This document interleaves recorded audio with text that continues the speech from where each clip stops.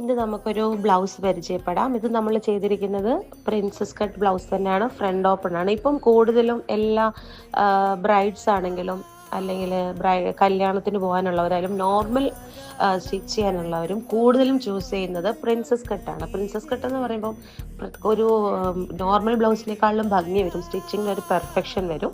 പിന്നെ ഫ്രണ്ട് പോർഷനിൽ ഇങ്ങനെ ഒരു 2 സ്റ്റിച്ച് വരുന്നത് കൊണ്ട് വളരെ ഭംഗിയായിരിക്കും.